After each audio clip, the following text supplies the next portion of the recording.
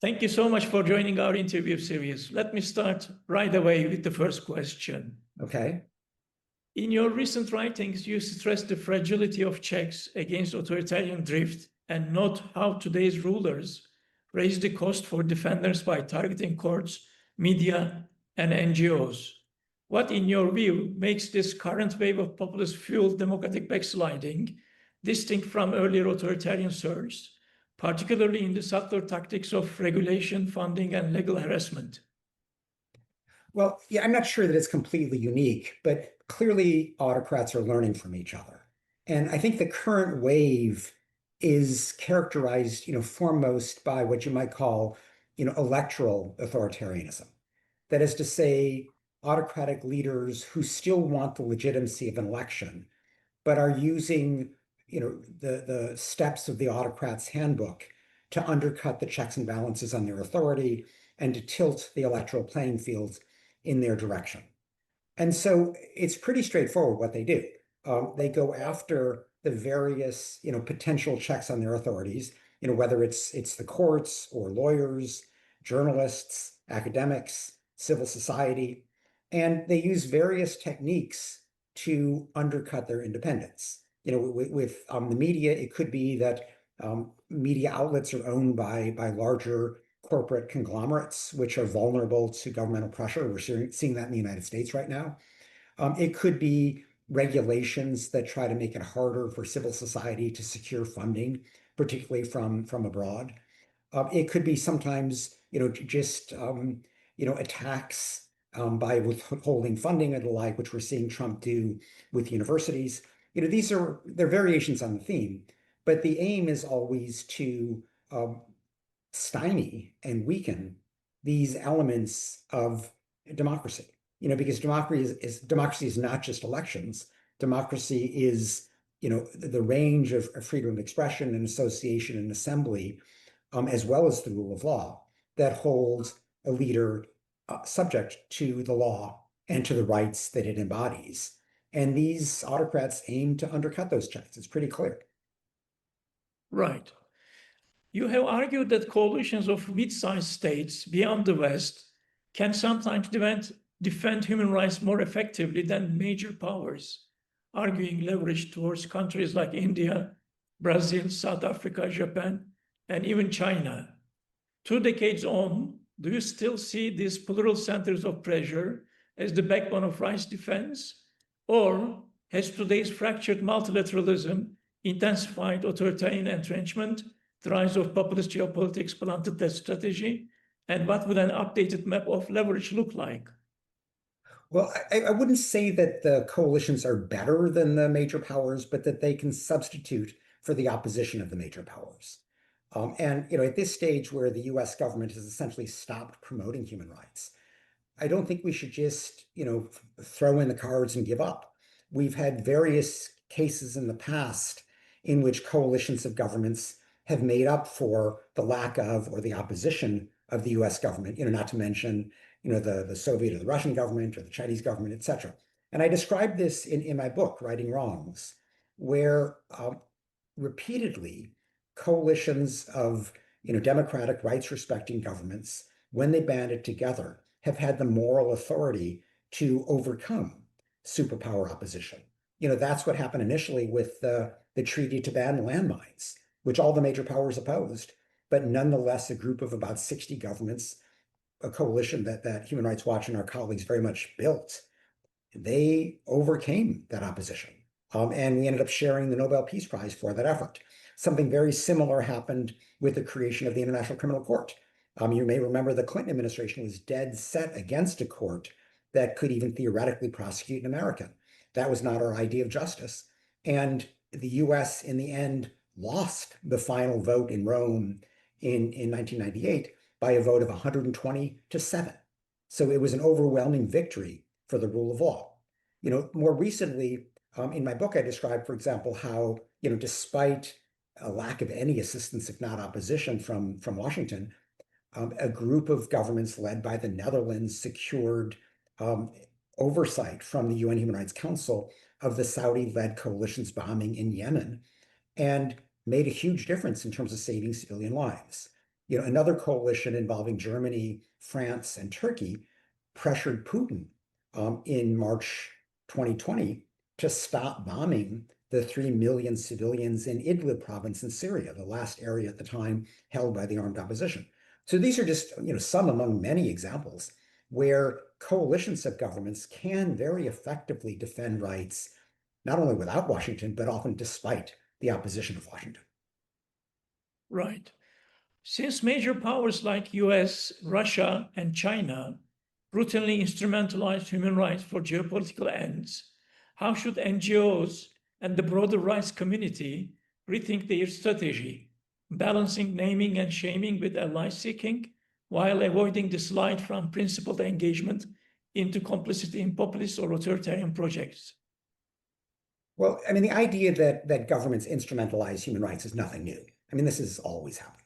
And if you just go back historically, there was a tendency during the Cold War, to highlight the human rights abuses of one's opponents and neglect the human rights abuses of one's allies. So, this has always been a problem.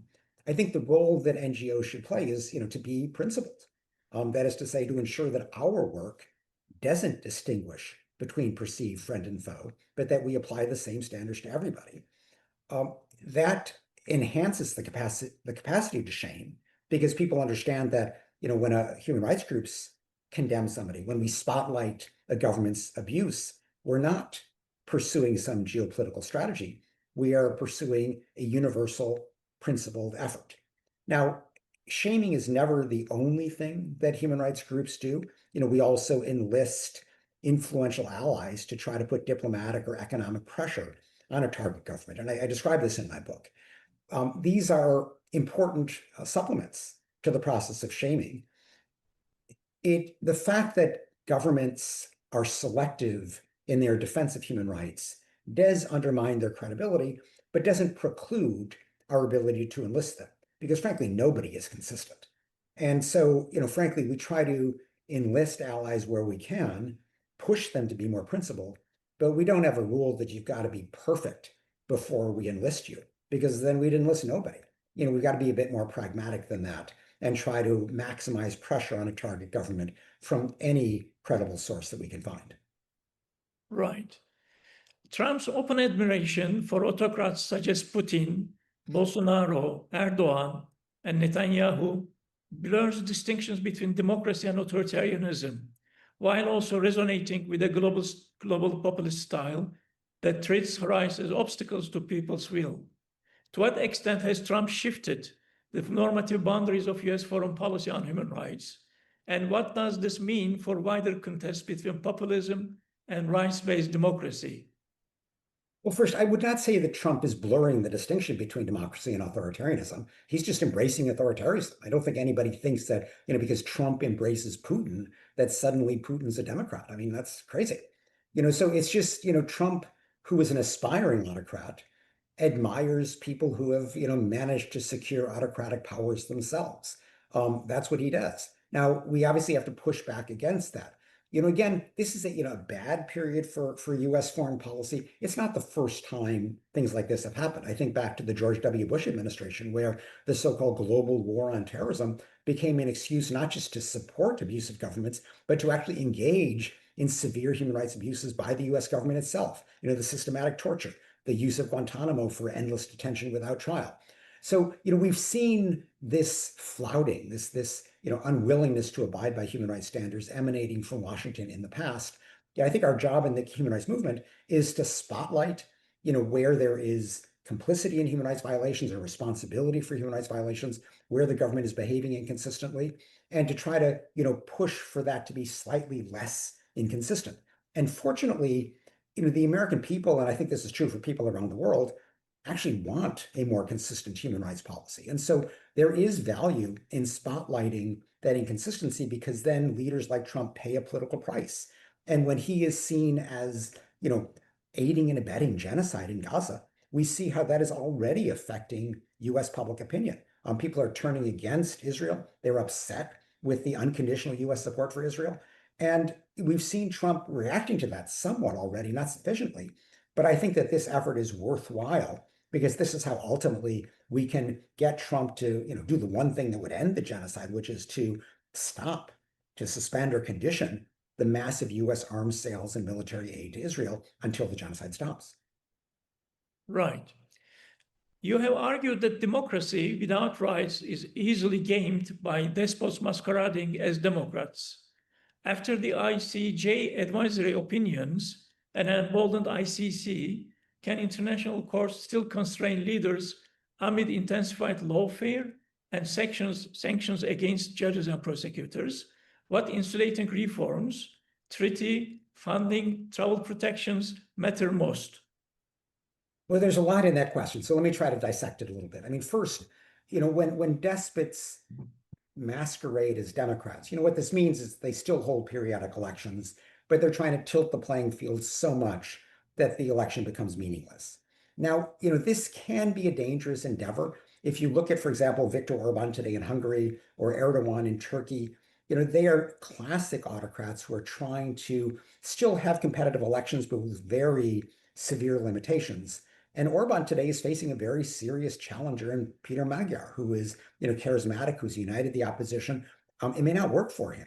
Erdogan has gone so far as to lock up his main opponent because, according to all the polls, the opponent was going to win. His party had already won the big mayoral elections in Istanbul, Ankara, Izmir, and the like. And so the more an autocrat moves toward a zombie election, that is to say, an election with zero credibility, they lose the whole point of the election. They don't get any legitimacy from that. And that's what Daniel Ortega did in Nicaragua. That's what Museveni did in Uganda. Putin in Russia, Lukashenko in Belarus. So they still hold an electoral charade, but nobody's fooled by that. And they end up losing the legitimacy that they seek. They just become dictators. Now, I don't view the international courts as terribly effective on these kinds of autocratic attacks on democracy. The courts are really more useful around mass atrocities. And so, with the International Court of Justice or the International Criminal Court having entered the fray in Gaza, with the ICC having, charged Putin and 4 generals for Ukraine, these are, important efforts. They may someday lead to these leaders actually having a trial in The Hague. Even short of that, they're incredibly stigmatizing. They mean that these leaders cannot travel to the 125 member states of the ICC without risking arrest. Now, obviously, an ICJ judgment, an ICC arrest warrant, they don't self-execute. They don't automatically constrain a leader because these Hague-based courts don't have police forces. They depend on governments to enforce them. And this is, always a problem. So I do think we need to, get the governments that say they uphold the rule of law to then act consistently with these rulings. So with the ICJ advisory opinion, for example, with respect to the illegality of Israel's endless occupation, governments now should be moving to ensure that they don't do anything to support that occupation. When it comes to, the ICC, Trump has obviously outrageously imposed sanctions on the ICC prosecutor, the 2 deputies, 6 judges. It's important for, particularly the European Union, to use its so-called blocking statute to neutralize those sanctions so that these judges and prosecutors can continue to, access their funds in a bank, that they can continue to operate. But I, would also encourage the prosecutor to examine whether this is obstruction of justice, a violation of Article 70 of the Rome Statute, which I think it pretty clearly is. And, one option would be to actually charge Trump for this outrageous effort to interfere with an independent institution of justice. So there are plenty of things that still can be done, but we shouldn't, deceive ourselves to think these international courts, just because they issue a ruling of some sort, that automatically changes the world. They need the backing of governments. Right. In critiquing Trump's extrajudicial killings of Venezuelan traffickers, you warned of the drift from policing to war rules in law enforcement.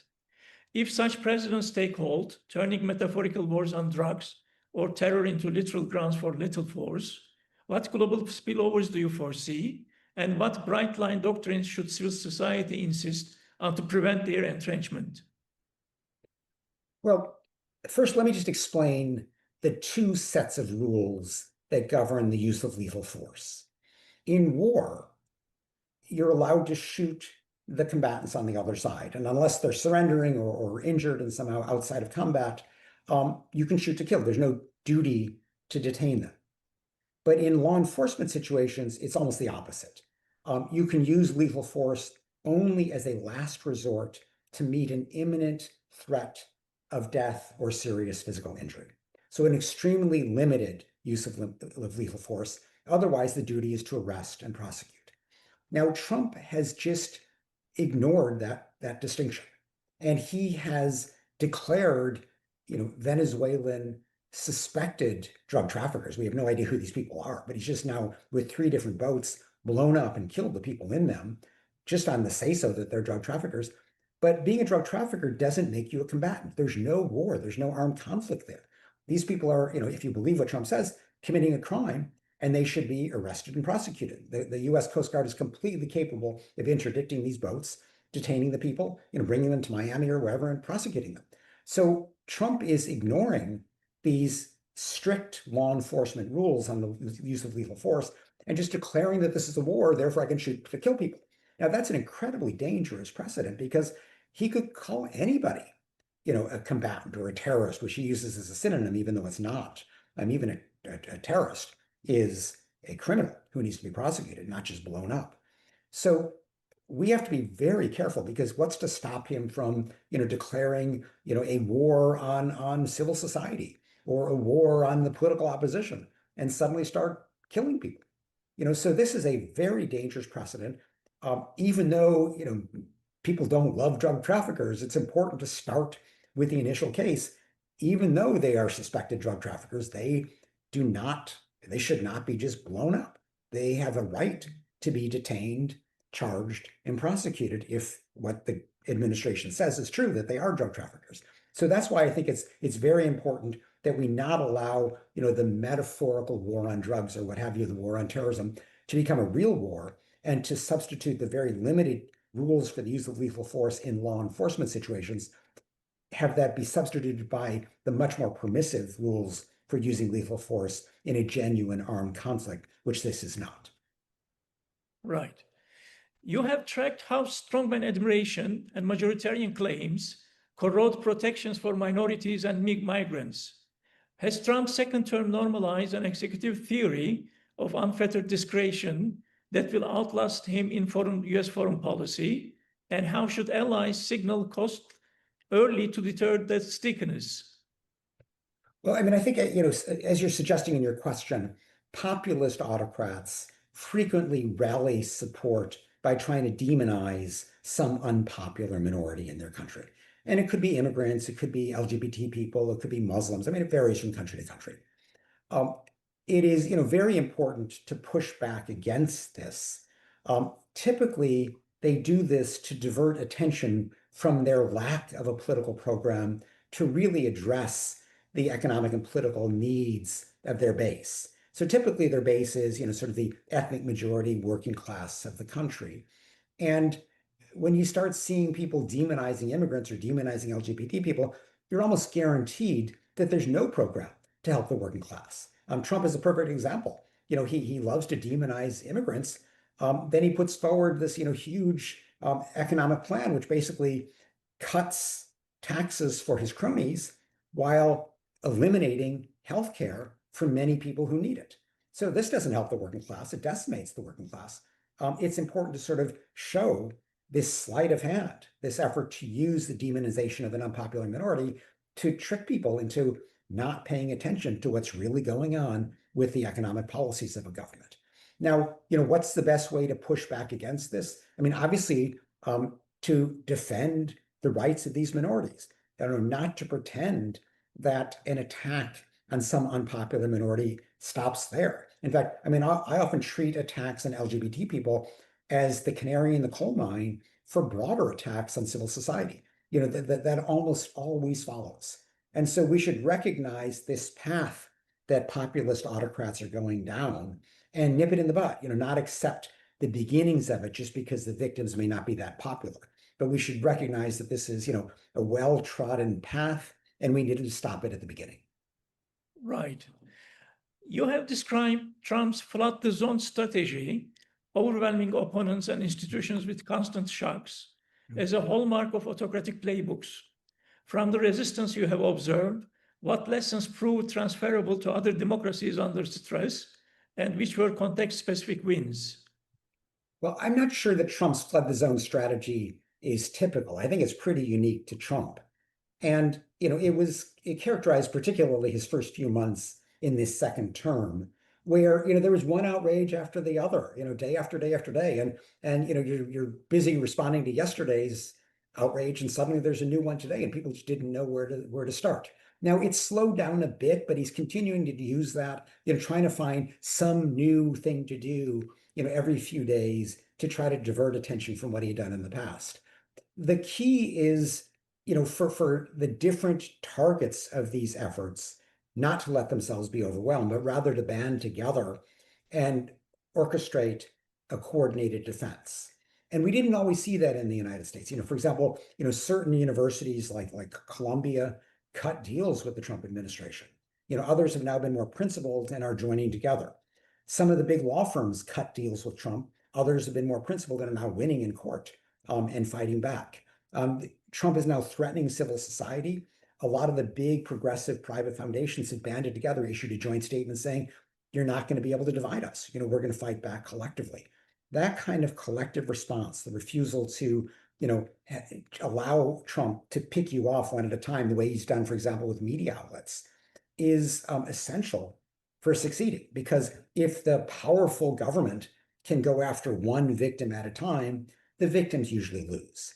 But if the government faces a collective defense, that defense has much greater likelihood of success. Right.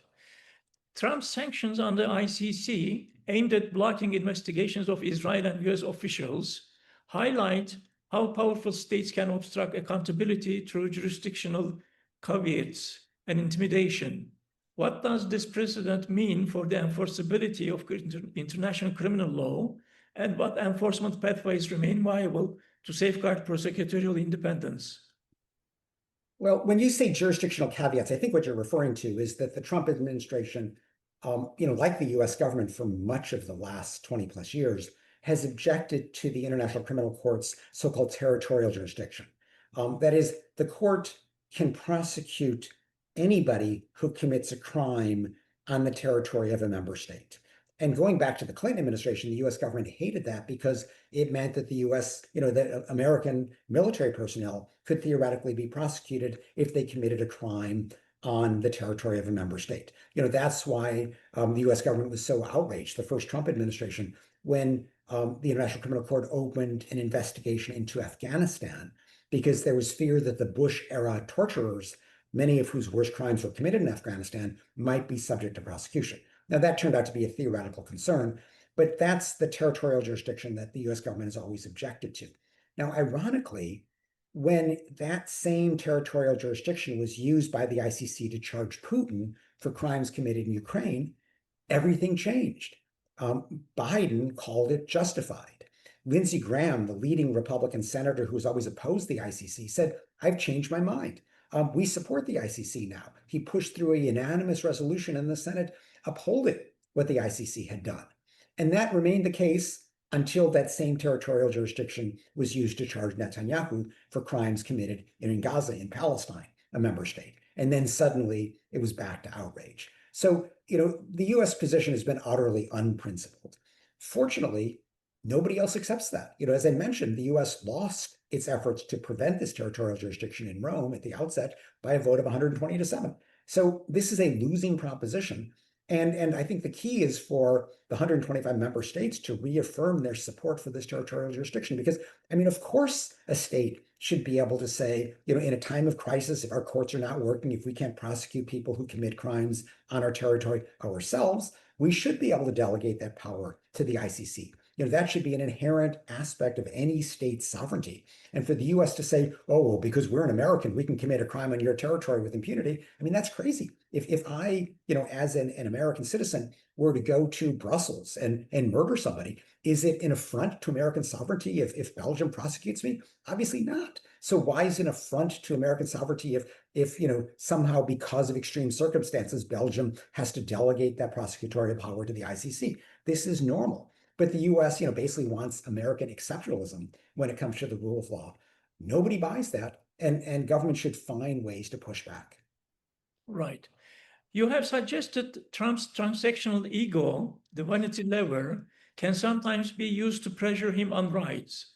How realistic is it to constrain authoritarian choices through vanity appeals? And where should we draw the ethical line between pragmatism and entrenching cynical politics?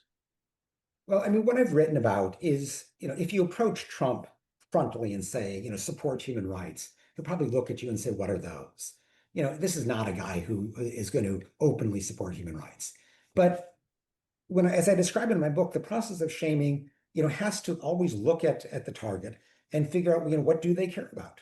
And in Trump's case, what he cares about is his self-declared reputation as a master negotiator. In his book, The Art of the Deal, defines what he thinks is great about him.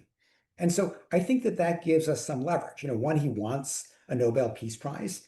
Fine, you're not going to get a Nobel Peace Prize by, endorsing the mass ethnic cleansing of Palestinians from Gaza. You'll get the Nobel Peace Prize by actually securing a just peace, recognition of a Palestinian state. One, I think, effective strategy is to spotlight how, Putin in Ukraine and Netanyahu in Gaza are actually bamboozling Trump. They're manipulating him. They're playing games with this supposed master negotiator. And Trump is looking naive. He hates that. This is a guy who, has a fragile ego. He doesn't like criticism.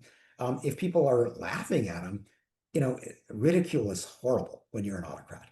And so I think that this is, it provides an opportunity. And I think we're seeing, some movement by Trump in Ukraine. He has not yet imposed the so-called severe consequences that he promised would be imposed on Putin if Putin continues to obstruct ceasefire negotiations. But, he's getting somewhat tougher in his rhetoric. In the case of Gaza, we do see Trump, distancing himself in certain ways from Netanyahu.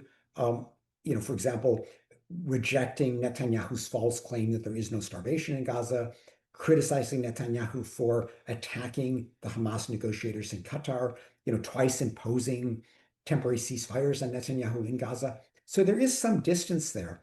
I think we just need to be pushing on this. And the aim should be to get Trump to do the right thing for the wrong reasons. I don't think that's cynical. It's just being very pragmatic. But if that's what it takes to stop mass atrocities, I'll do it. Right. You have argued that Israel's actions in Gaza meet the Genocide Convention through killings and life-destroying conditions, even alongside ethnic cleansing motives. How do you answer critics who say genocidal intent is unproven, and what evidence most strongly support its influence under current ICJ standards?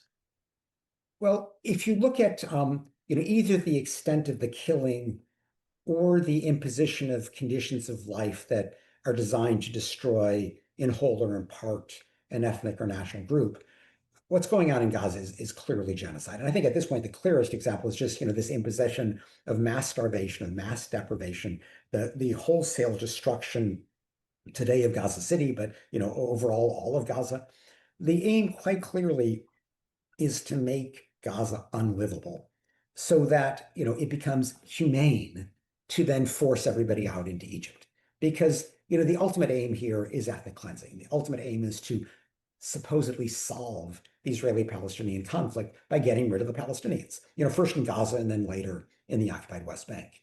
So, that's clearly what's going on here. The only real challenge here, you mentioned the International Court of Justice standards, is that the court has ruled in the Croatia v. Serbia case of more than a decade ago that if you are going to infer genocidal intent from conduct, it has to be the only possible inference. Now, I think that that's a wrong standard. I think they're going to have to re-examine that. Because in a sense, what they have done is to say the motive of ethnic cleansing becomes a defense to genocide, which makes no sense. I mean, if to prove genocidal intent, it should be an absolute standard. Are you, demonstrating clearly that there is genocidal intent? The fact that there may be a mixed motive, that there may be genocide to do something else, is, the way genocide often takes place. And so I do think the ICJ is going to have to re-examine its standards. It will have an opportunity to do this in the Gambia v. Myanmar case concerning the Rohingya, where something very similar happened. The Myanmar army killed, say, 10,000 Rohingya in order to force 730,000 Rohingya to flee into Bangladesh. This was, genocide as a means to mass ethnic cleansing. I hope the court uses that case, which will come first, to re-examine its standards, to find that the conduct does permit an inference of genocidal intent, and that would then, I think, also apply positively to the case of Gaza. Right. You have warned that equating criticism of Israel with anti-Semitism both silences accountability and weakens real protections for Jews. What are the dangers of this conflation, and what concrete standards can help distinguish legitimate criticism from anti-Semitic incitement without suppressing dissent? Well, that's an important question. Let me just begin by saying that the problem of anti-Semitism is an acute problem today facing Jews around the world, and it's become, much more intense since October 7th, 2023. So this is a genuine problem, but what we've seen is that, Netanyahu, the Israeli government, and some of its supporters are using charges of anti-Semitism to try to silence criticism of Israel's genocide and mass atrocities in Gaza. And that's a very cynical thing to do, because it cheapens a concept that is very much needed.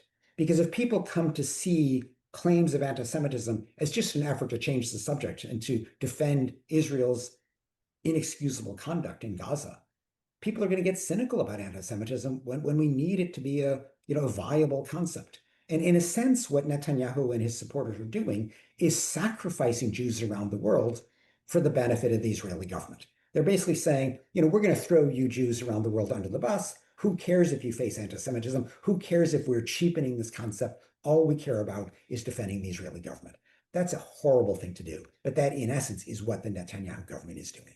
Now, are there standards on anti-Semitism? Yes. The standard that is legitimizing this approach, this cynical approach, is known as the International Holocaust Remembrance Alliance working definition of anti-Semitism, the IRA definition. And that, the way it's been interpreted, has lent itself to saying that criticism of Israel, efforts to demonize Israel, somehow are anti-Semitic.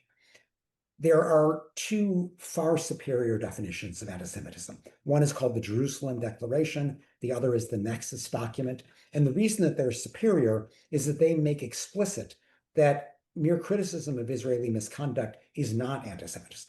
They define in positive terms anti-Semitism quite similarly, but they include these negative examples to try to make clear that you should never weaponize anti-Semitism to try to defend Israeli misconduct. And so, if the concern is really anti-Semitism, people would go with the Jerusalem Declaration or the Nexus document. But if the concern is just defending Israel and throwing Jews around the world to their fate, then go with the IRA definition. Right. You argue that Israel's invocation of never again in this Holocaust halo have been weaponized to justify present atrocities. How has this complicated recognition of genocidal conduct, and how can we honor historical victimhood without letting it serve as a blank check while restoring legal clarity around proportionality and civilian protection? Well, I mean, as you suggest, the Israeli government, much like the Rwandan government, cites the Holocaust for Jews, the Rwandan genocide in Rwanda, to suggest that the current government is somehow, above it all. That, how could the victims of genocide in turn commit mass atrocities? Now, obviously that's illogical, but they use that argument, implicitly to try to defend the indefensible. And so, for me, never again doesn't mean, never again except for Israel, never again except for Rwanda. It means never again for anybody. And I think part of what the Israeli government in particular benefits from is that when people think about genocide, they do often think about the Holocaust, the Rwandan genocide, where the aim of the genocidaire, after a certain point, was to kill every Jew, to kill every Tutsi that could be found. But if you read the Genocide Convention, the treaty that defines genocide that many, many governments have ratified, genocide can be aimed at killing a group in whole, like the Holocaust, like Rwanda, or in part. And here's where the Holocaust or the Rwandan genocide really lead us astray, because it is also genocide if you're targeting a mere part of a group, either for killing or for imposing conditions of life that lead to their partial destruction. And that's what defines, say, Gaza today. In other words, the Israeli government is not trying to kill every single Palestinian, but it's trying to kill enough Palestinians, is trying to, deprive Palestinians with enough severity so that they're forced to flee into Egypt. And that, genocide with an intent to destroy a group in part is what's really going on here. But the Holocaust leads us astray because that's not what the Holocaust was about. So I think we have to, read the Genocide Convention as it's written and recognize that the Holocaust alone doesn't define genocide. There are other forms, such as the one playing out in Gaza today. Right. And lastly, you have drawn parallels between Kagame's Rwanda and Netanyahu's Israel in weaponizing past victimhood to justify present crimes. How can the human rights community dismantle such narratives without denying past genocides, and which accountability tools have proven most effective against such impunity politics? Well, I mean, as I mentioned, I think, both Netanyahu and Kagame play on the past genocide to try to divert attention from their current mass atrocities. Netanyahu's in Gaza, Kagame's, both his repression at home, but most acutely his invasion of Eastern Democratic Republic of Congo through his own forces, as well as the proxy M23 rebel group. I think the role of the human rights community is obviously not to deny the Holocaust, not to deny the Rwandan genocide. These are facts. These are horrible episodes in human history, but rather to say those happen, but they don't excuse the present. And so we have to, carefully document what's happening in Congo, what's happening in Gaza, and press, really try to get pressure for this to stop. Now, this is, could be partly economic pressure. Sadly, the European Union, while, many of its members are recognizing a Palestinian state, they have yet to suspend Israeli trade benefits, despite now vows from the European Commission President von der Leyen that she would do this soon. If you look in Eastern Congo, in 2012, a similar invasion by Rwanda via the M23 was stopped in its tracks because the US government and the British government called Kagame and said, we're going to stop your aid unless you withdraw the M23. And the M23 crumbled within days. Today, that's not happening. Trump cut a deal where Rwanda gets to stay and exploit the minerals. So I think we need to, look at what has worked in the past, which is, intense economic pressure. I would like to see the International Criminal Court, which is, already acted in part in Gaza. There's much more to be done, but I'd like to see it now act in Eastern Congo as well. It's done so in the past, but not with respect to this current invasion. So there are plenty of steps that still remain to be taken that would help to rein in Kagame and Netanyahu and overcome their misuse of the horrible past as an excuse for atrocities today. Kenneth Roth, thank you so much for your time. Appreciate it. Thank you.